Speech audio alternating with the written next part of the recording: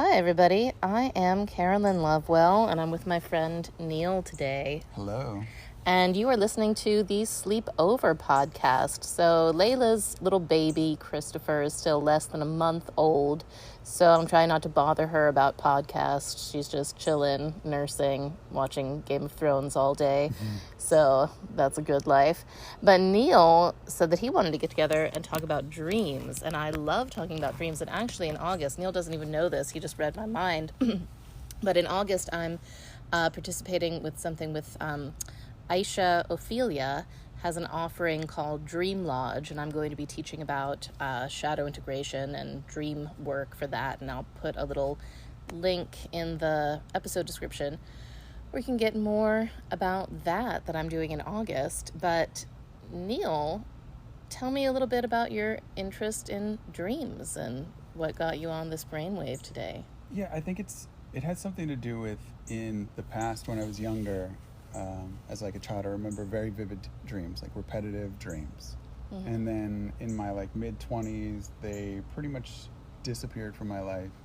And then later in life, I wanted to like reclaim my nightlife because I remembered how many of my friends were like, oh, and I had this dream and I had that. So I started actively pursuing to remember my dreams, which is like little things like setting the intention before you go to sleep of, I want to remember my dreams, and trying to write them down as soon as they come out, or now I like record them on my phone. So I'm in this phase where I've gotten more consistent about recording dreams, but I haven't yet gone down the journey of trying to interpret them. Okay. Well, I'm excited to talk with you about this today. So I think you were mentioning to me that you had read the Eric Wargo book. Was it something, The Long Self? What's that book called? Precognitive Dreaming. Precognitive Dreaming and The Long Self. Oh, I love that book. I read a decent chunk of it, but I never went all the way through it. So I'm not going to pretend to be an expert on that. Well, you should also read his book, Time Loops. Mm-hmm. I mean, Precognitive Dreaming and The Long Self is like a more accessible version of Time Loops, but Time Loops will really fuck with you forever. So okay. I highly recommend it. And that one came before Precognitive Dreaming. Yes. Yeah. He wrote Precognitive Dreaming and The Long Self basically to be like a more accessible version of Time Loops, because Time Loops is just a weird, trippy, very dense book, but I'm really into it. But everything Eric Wargo does, I'm really into, like his blog and all of his podcast interviews. But the thing about Eric Wargo is, he doesn't have much. I mean, I don't want to. He's not as enthusiastic about methods of dream interpretation, Jungian methods, and things like that, because he is mostly interested in dreams as precognitive, prophetic things, and oftentimes it can use a little bit of interpretation to unpack. I mean, things like puns and dreams and things like that can have a lot of precognitive impact, but oftentimes dreams will be very directly precognitive. But anyhow, I have gone down the route you were asking about dream interpretation tips. Mm-hmm. I can tell you my favorite book on dreams, and I've read a whole lot of them, and I have to say the most useful is Dreamwork by Stephen Kaplan Williams. And that, I think the subtitle of that is A Jungian Sonoi Approach to Dreams. So Stephen Kaplan Williams studied Jungian stuff, and he also studied this kind of dream work connected to a tribe called the Sonoi, and how they related with dreams in a very engaged way that involves imaginatively entering the dream, which is similar to Jungian active imagination. But as far as I know, Jung sort of had a different basis for active imagination. But basically, that book, Dreamwork, really expanded my capacity for understanding dreams. And I would say that it did that mostly in context with working with my mentor, Dr. Robert. And by the way, the most recent podcast episode I did was an interview with Dr. Robert. So Neil doesn't know that, but you listening at home, you might know that. So anyways, Dr. Robert has taken me through many Dreamwork sessions, and when we do that, he uses methods that are in the Stephen Kaplan Williams book. And so I've had experiences of like guided Dreamwork with that, and then I've been guiding myself and guiding other people through it, and it always really just blows my mind about how much there is in dreams. And like usually there's a liberation of energy that comes with really understanding a dream, my own or someone else's, which is why I love to do dream interpretation work with people, because when something unconscious that was previously unconscious becomes conscious, it's like this whoosh, this like ejaculating, like it's an ejaculating fountain of energy. It goes whoosh, just like something opens up, and it's just pretty much my favorite thing. It's like I don't know, I could ramble on and on. It's infinitely precious, and I think it's infinitely important, and I think that actually we live in like the most ignorant culture. If you hear me, I'd probably say this on every podcast, like what an ignorant, pathetic culture that we live in. But mostly, like, most people don't even remember their dreams. They don't even try. And then, you know, some people remember their dreams, but they don't know where to begin with getting information from them. And I just think that's a terrible waste, because I think that every dream is essentially a love letter from our soul, our larger self, communicating something really deep to us. Like Jung said that every dream is compensatory. It serves some compensating function for the conscious ego attitude. And Lord knows our conscious egos are insane.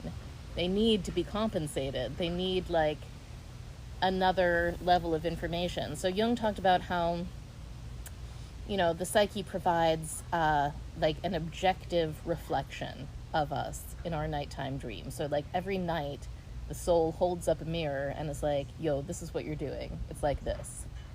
And then if we can really understand what the message is, we can get, it's like being told all about yourself from somebody who super loves you and like completely knows you. It's like you can't there's no bullshit and there's no evading it. And I think that's why most people actually avoid working with dreams.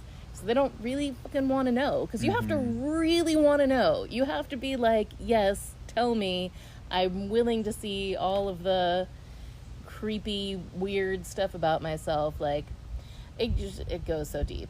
But you have a dream, so tell us your dream, and we can start working with it. I would also... Are you okay with thousands of people understanding your psyche along with you? No. Yeah, because I have no clue what this dream means. I haven't tried to think about it. Right.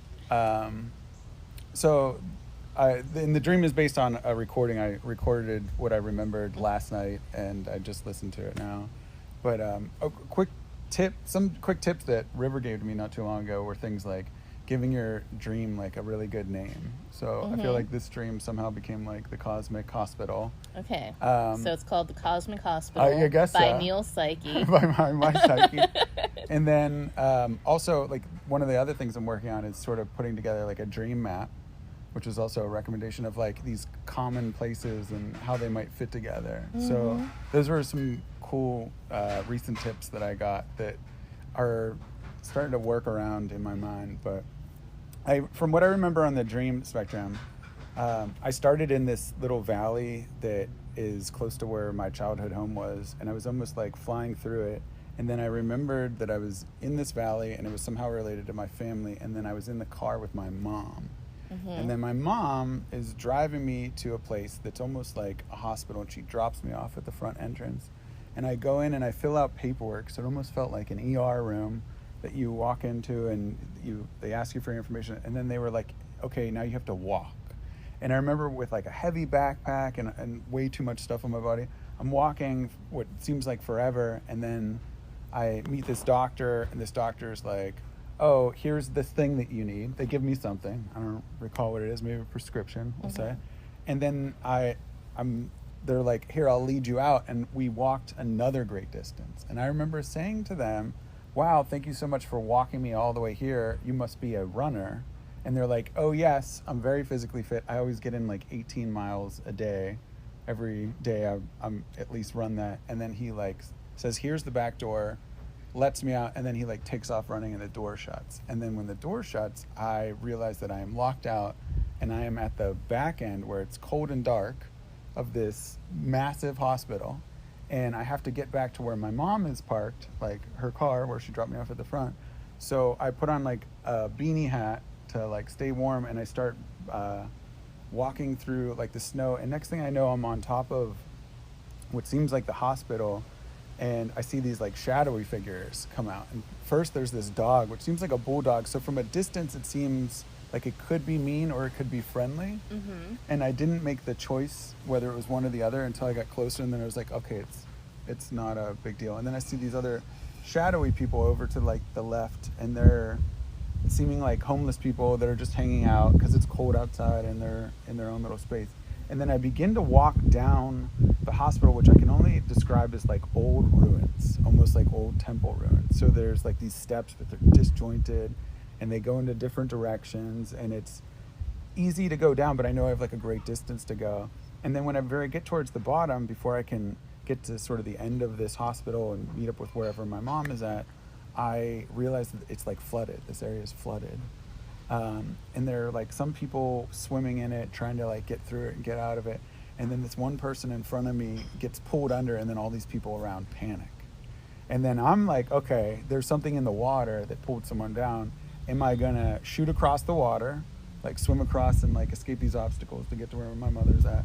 Or am I gonna try and, go back? And I get in the water, and then I see something like come up behind me, and I'm like, nope.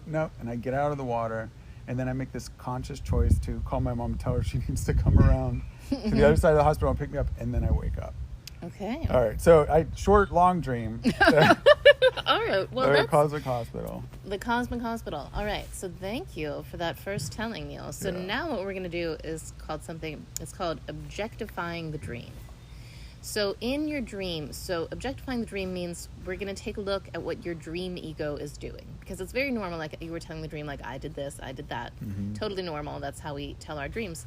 But in fact, sometimes the dream ego is not identical with it just isn't identical with our waking ego, because the dream ego doesn't know everything that our normal ego knows. It doesn't know that we're asleep in bed, usually, unless we're having a lucid dream, for example.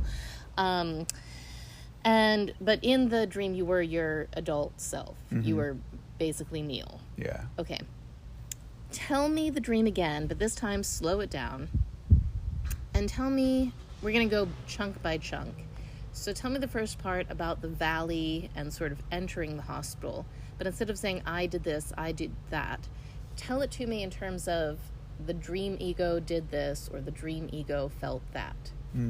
So you mean, just so I'm clear. Yeah. So in saying the dream ego, the sort of explaining where things went. We're telling about the Neil character. So when you were okay. so you were saying I, but instead of saying I, say the dream ego. Okay.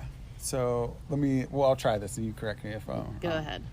So the dream ego Mm-hmm. is showing me can I say showing? The dream ego sees? The dream ego is flying through a valley. Okay. That has trees and hills on the side. It's dark and it's like a windy road. Okay, so I'm just trying to get this because I'm going to go bit by bit with you. So the dream ego is flying through a valley. There's trees, hills. Mm-hmm. It's a windy road. Yeah. And it seems to have something to do with your childhood? It's a road I've traveled down many times when I was a kid. Okay, so it's an actual road from your childhood that was in a valley. Yeah. Okay. So it's an actual road you traveled down as a kid, and the dream ego is traveling down this road, sort of flying along it. Mm-hmm. Okay. Yeah, flying along it, no cars. Normally this is something that you drive down. And then the dream ego is transported into a car with my mother. Okay, so the dream ego doesn't, in your experience, did the dream ego make a choice, like, I'm going to get into this car, or the dream ego was just suddenly in the car? The dream ego remembered that this is a place of their childhood, and then transported to a situation from childhood. Okay, so they remembered this is a road from my childhood, and then they just sort of were in a car with mom. Mm-hmm. Was the dream ego at that point younger, or was it still sort of... Actually, I do believe it was younger. Yes, it was changed. Okay, so the dream ego became kind of like younger childhood, Neil. Childhood Neil. Yeah. And the dream so mom is driving the car? Mm-hmm. Okay, so mom's driving. Go ahead. And mom drops the dream ego child off at the entrance to a hospital. And I would also say now that the child has gone into the hospital, the child has become an adult again. Okay.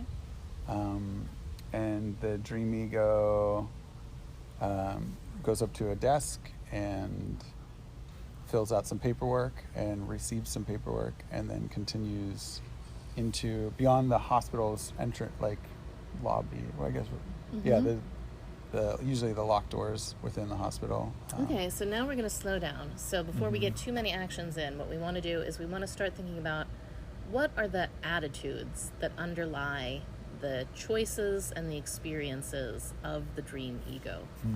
So the dream ego is flying along a childhood road. So what are the sort of attitudes or beliefs that could underlie such an action? There was a youthful freedom and an out-of-body experience. Yeah. Like more of an ethereal floating and flying. So there's an attitude sensation. Of like taking pleasure in youthful freedom and flying. And then there's a sudden switch to recognition of it being a place of almost childhood, and then it turns more into like childhood. Neil has to go and do a task. Okay. Right. So suddenly there's like there's responsibility that flips over. So it starts out, there's a sense of freedom and kind of exploration and flying, and then a recognition of, oh, this is a familiar place, this is a childhood place, and then there's a sense of like, oh, now there's a task to be done. I have to go in. And let's take a look at it also, because the dream ego is suddenly in the car with mom, and mom drops the dream ego off. So what attitude might we say is underlying that experience? Like the drop-off? Well, I guess what I'm getting at is there's some suggestion of passivity, like being in a car driven by somebody else, being in a child role is pointing to, some like desire to be carried along or brought back to an older place. And even the feeling of the child doesn't have the choice, so the child just has to sort of do what they're told. So yes, and all that from the car all the way into the hospital, filling out paperwork to meeting the doctor, I would say. Well, let's talk about filling out the paperwork, because is the dream ego checking themselves into the hospital? Is Dream Neil checking into the hospital? It doesn't feel like that. Okay. Felt more like this is what you have to do to go to the next step, but there were no set instructions that were given. Okay, so what might be the attitude or belief underlying that action of filling out this paperwork? I got to fill this out as quick as possible so I can go to the next step. It's just like a tedious task. So it's sort of like complying with bureaucracy. Right. Bureaucracy must be complied with, might be the attitude. Yeah. Okay. And then you're talking to the doctor, and tell me about that, again, in terms of the dream ego. In terms of the dream ego, the doctor was like a refreshing surprise, because they didn't act how you would expect if everybody's sort of living this rundown life inside of a hospital. They're actually like, no, I'm on my shit, and I can go this great distance, and they were helpful. And so tell me more about that. So the dream ego enjoys interacting with the doctor, and the dream ego learns that the doctor is a runner. Right. Tell me about that again. The doctor also had running shoes on. Okay. And just seemed like a very fit person. So and just really kind, super kind, like awesome human being. And the doctor, who is a runner, helps the dream ego go a long journey. Tell me about that. Go like miles. At this point, the hospital, the journey down these long hallways to get from one end of the hospital to the other, it seems like miles, like a great distance. And the Dream Ego is wearing a very heavy backpack. Okay. Right, so that's also part of it. So the Dream Ego is wearing a very heavy backpack. Mm-hmm. The Dream Ego wants to enter the hospital, not to be checked in as a patient. Not to the best of my knowledge. But, we don't know, though. Yeah. So, we know that Neil doesn't know why the Dream Ego did this. We're trying to take some reasonable ideas about why might the Dream Ego fill out this paperwork to enter the hospital. Is the Dream Ego seeking healing? I don't think so. That's not the feeling. But is the Dream Ego seeking to explore the hospital? It feels more like the Dream Ego is trying to break free of... The mother? Well, yes, but more like there's like a task that has to be done. So they leave the car, they enter the hospital, they know that there's this task, but it's not until like they meet with the doctor where they feel like they've completed the task, which is going in the hospital, getting a thing, exiting the back. Okay, so that's what the Dream Ego thinks it needs to do. It has a task, it needs to go in, get this thing done, and get out. Okay, so the Dream Ego is being helped by this doctor who's a runner. Mm-hmm. The Dream Ego likes the doctor. The runner's doctor seems like a really cool guy. The cool guy, runner doctor, is helping the Dream Ego go on this miles-long journey through the hospital with this heavy backpack. Mm-hmm. What is in the backpack? Feels like metal. It feels like metal. Yeah. Okay, well, this probably some more things to explore later, but we're going to keep moving forward. Okay. So the Dream Ego is going through the hospital with the doctor runner guy. What happens next? And then there's a brief exchange where the doctor and the doctor and the Dream Ego connect, and the Dream Ego thanks the doctor and finds out that the doctor's a runner and very healthy and fit. And then the doctor says, "Okay, here you go," and opens up the back door to the hospital. And the Dream Ego, not thinking so much, casually goes out, and then as the door closes, they realize that now they're at the back of the hospital and they're very far away from where they need to get back to. Okay, and then what? With a heavy backpack. Okay. And it's cold. It's winter. Okay, so the dream doctor, who's a runner, shows the Dream Ego a way out the back door of the hospital. Mm-hmm. And the Dream Ego goes out the door. But then he's like, oh no. It's like, oh shit. Could have just went back through the warm hospital. Okay, but now it's cold. Now I'm locked down. This runner guy has left me out in the cold. Yeah, but not to their fault, but to my own, being nice to the nice person. Like, they could have just said, like, hey, maybe I'll just go back. So there is that recognition of they could have went back through the warm hospital, but instead they just casually were like, okay, sounds great, and exited the rear door and realized after it shut that they were locked out. So they passively went along with the doctor runner guy, and that turned out to be a bad idea. Yeah. And because the Dream Ego still has this heavy backpack. Heavy backpack and a long way to go. Okay, then what? Then the Dream Ego begins walking back, trying to determine if they need to call their mom to come pick them up, but realizing that there's no direct route for them to do so. So as they're walking, they find themselves on what seems like the top of the hospital. Like the roof? Yeah, it's a roof, but on a sidewalk, of all things. Okay. But it is up higher. It's like a roof. And over to the right in the grass in a distance, and it's gray still and it's dark, there's a dog, and it's like a bulldog. So from a distance, you can't tell if it's aggressive or friendly. It doesn't have that vibe yet. And the Dream Ego keeps walking, not fearing it.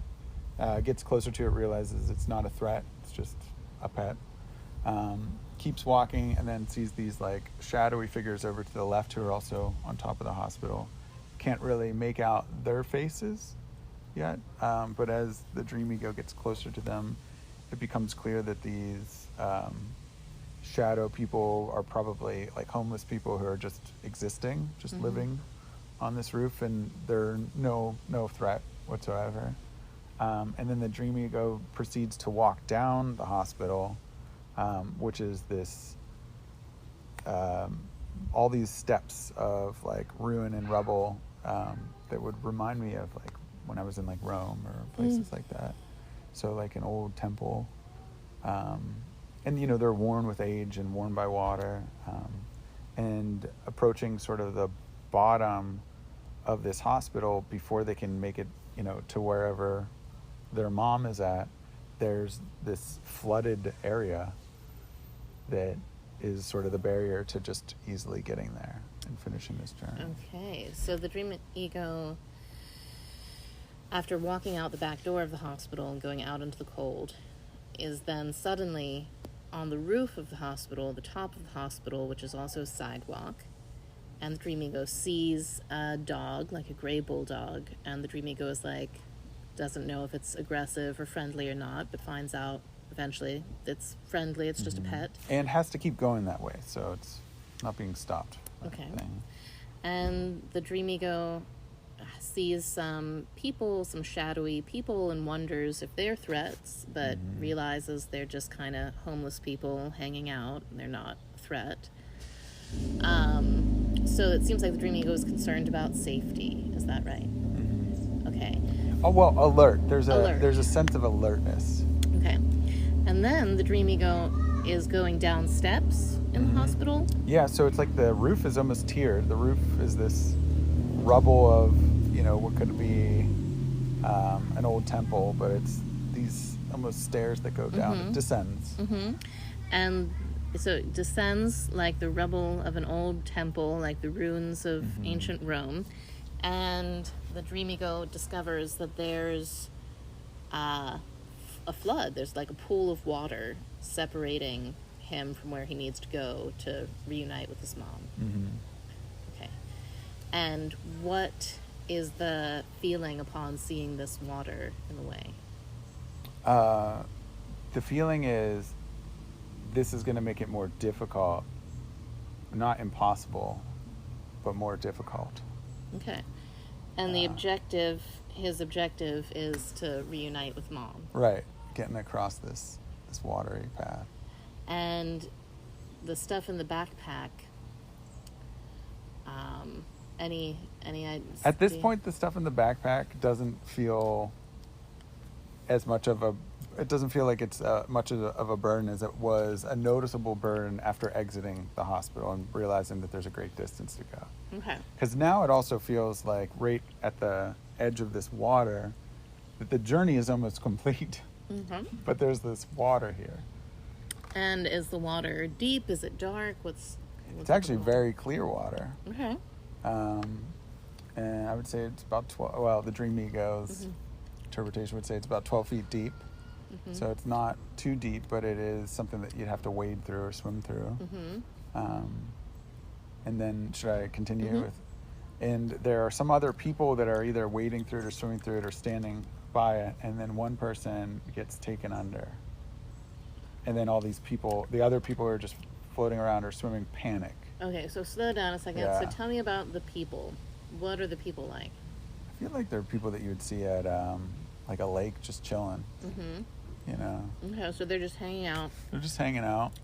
And one of them gets like sucked underneath the water. Right. One of them who's in the water gets sucked down, and the other one's panic.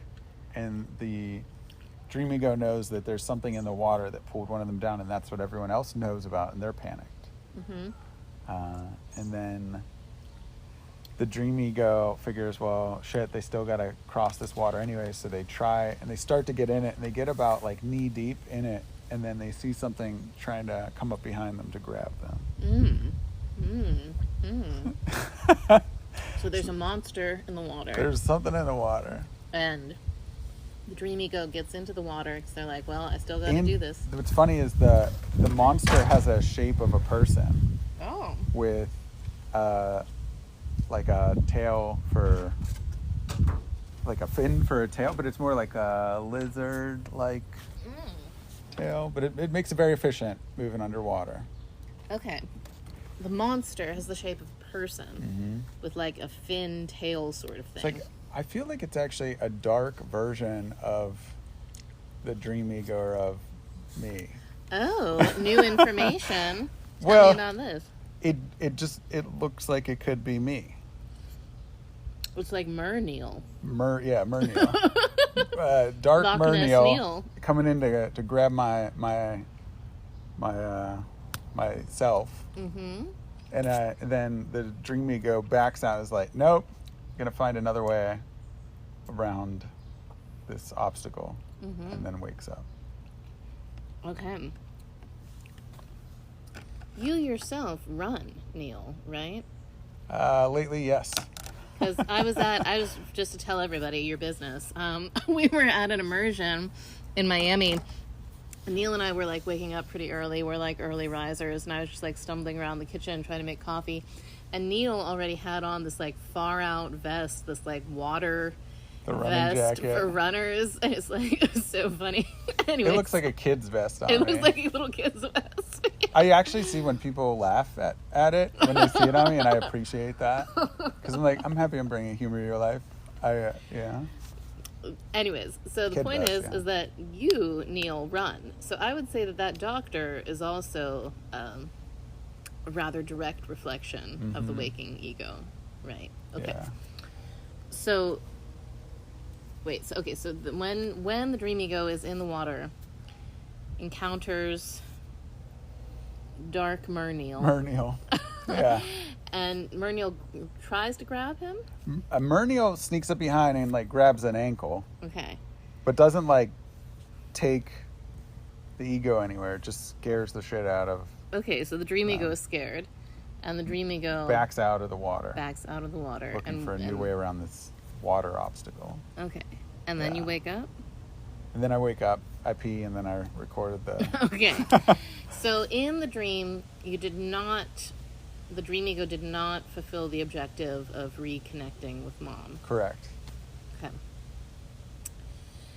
So, and the dream ego is scared of that guy in the water, this monstrous other who swims around and is part of this obstacle to the reconnection with mom. Mm-hmm. Okay. There's a lot here, Neil. There's a lot here. So, as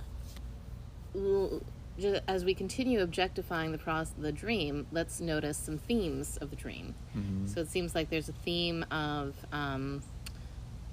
a long journey, and what are some opposites in the dream? What are some pairs of opposites, or some things that we could compare and contrast? Well, we can contrast the warmth inside of the hospital and the cold outside of the hospital. Yes, and there's also the top of the hospital and the bottom. And the bottom. Right. I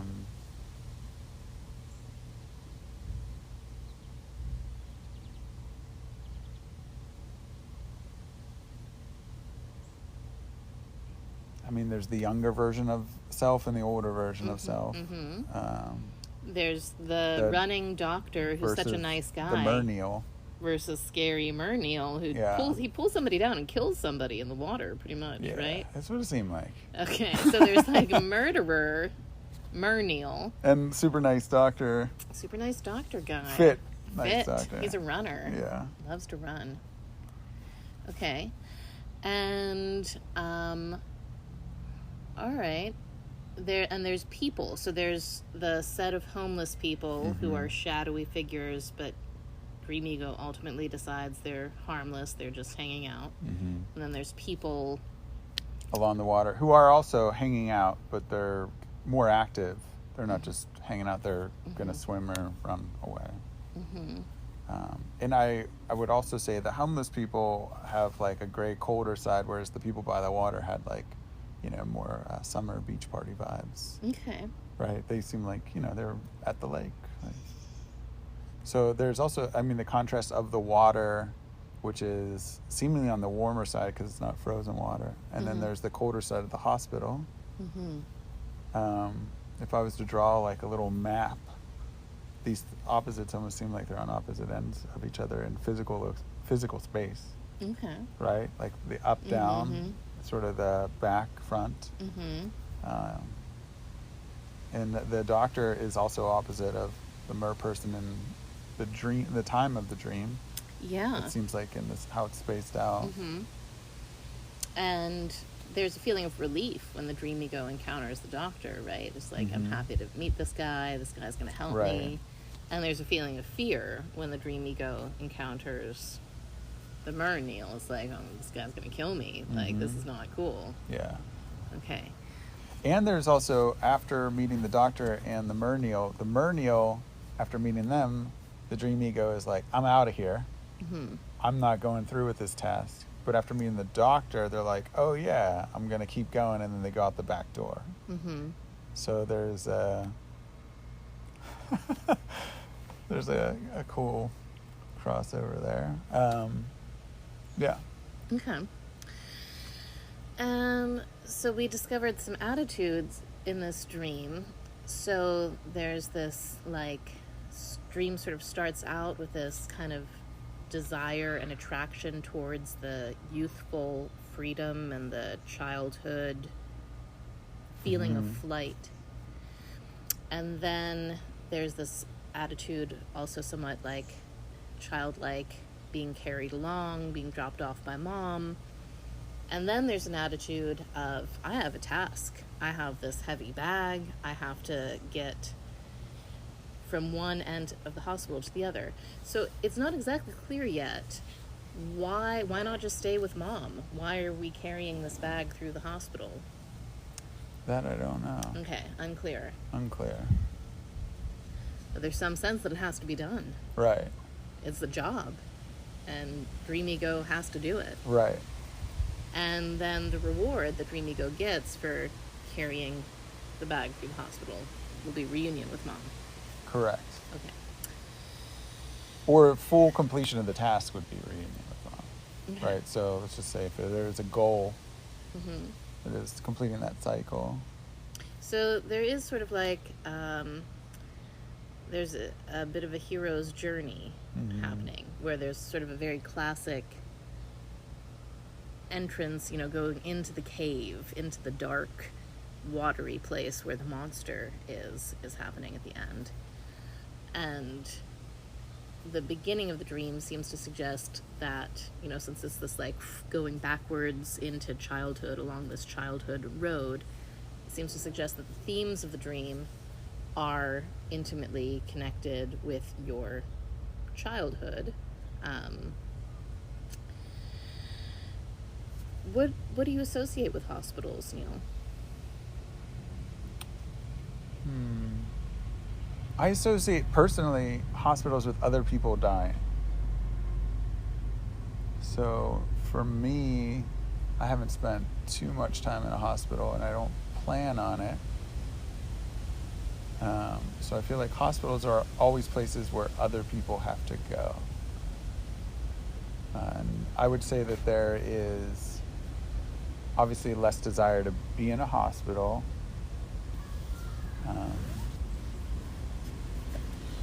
Well, okay, that makes sense. Yeah, So it's almost like it's an annoyance, to be Yeah. honest. Like hospitals are very annoying places to be. Yeah, and they're places where people die. And you have to go in because something is off, right? Like the only time you go to the hospital, unless you're visiting someone, is there's something off and you're hoping that they can fix it. But I don't always, in my personal experience, I don't see that as the best place, especially if preventative medicine is a thing that you believe in. Definitely. So it's more tedious to be in one. Okay.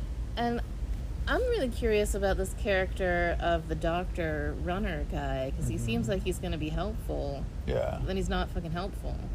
He was helpful enough. I think the dream ego could have made a decision right there to have the doctor help him just go back the easier way. But instead the dream ego like went more aloof and was just sort of blown away by how cool the doctor was, that they just said, yeah, sure, I'll take the easy way out, which happened to be the exit, which was not the easy way. Okay. So the runner guys seemed to be offering an easy way out, but it turned out it wasn't the easy way out. You're right. So it seemed like an easy way to one person. Okay. The doctor.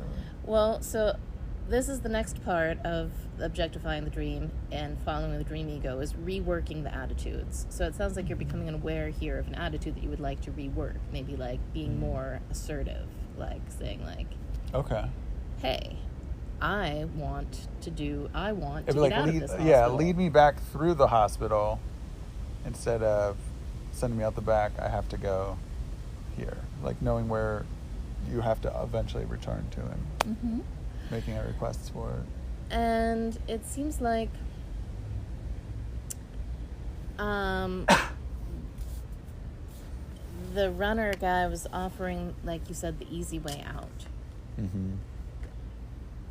And the dream ego wanted the easy way out.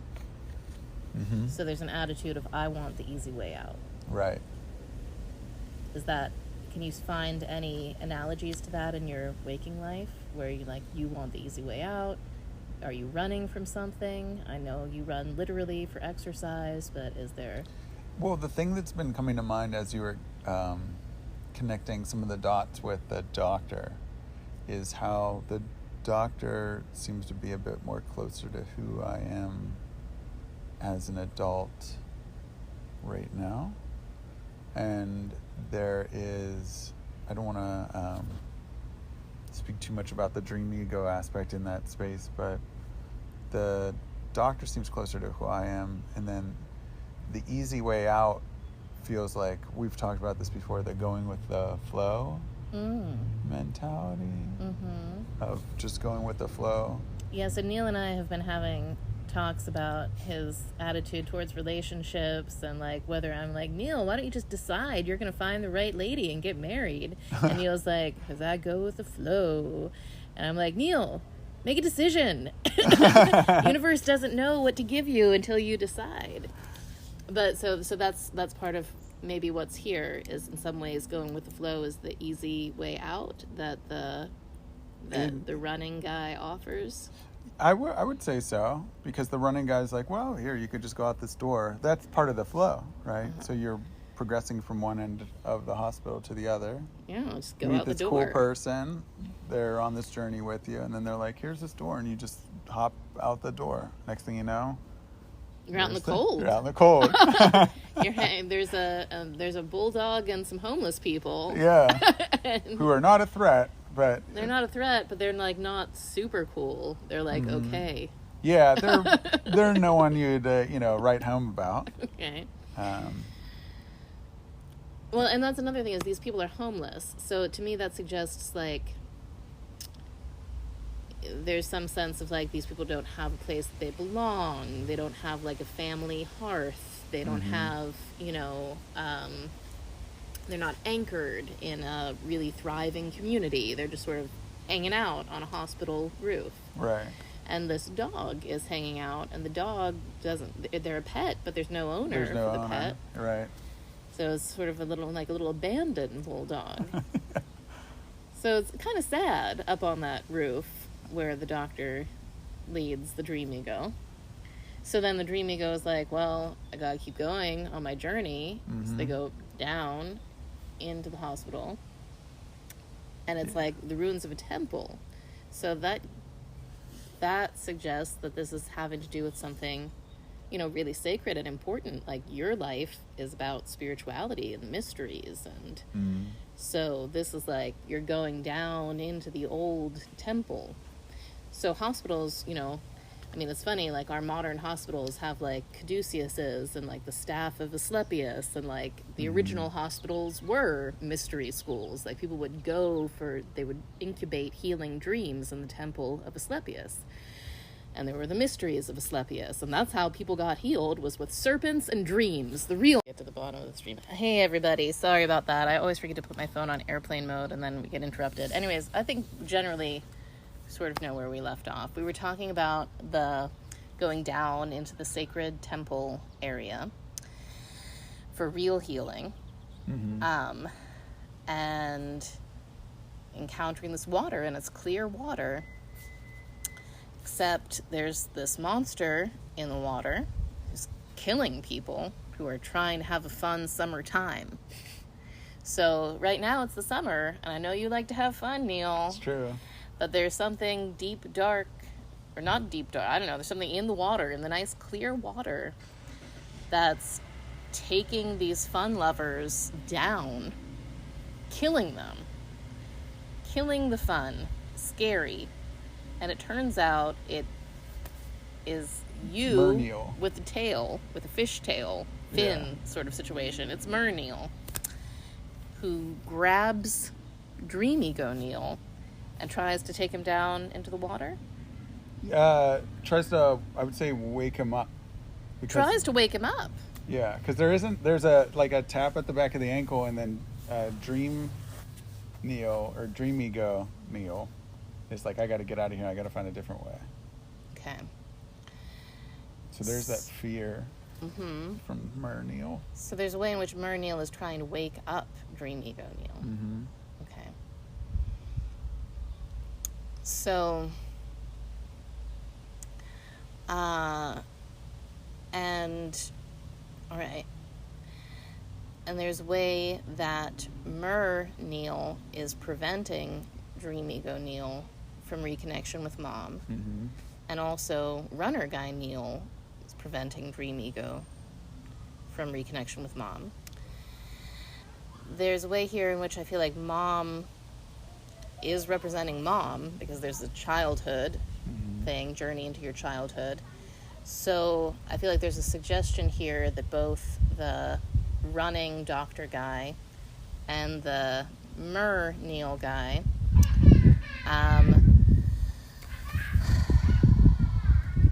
well, they both are stopping this return to Mom, which probably returns Dream Ego Neil into like child dream.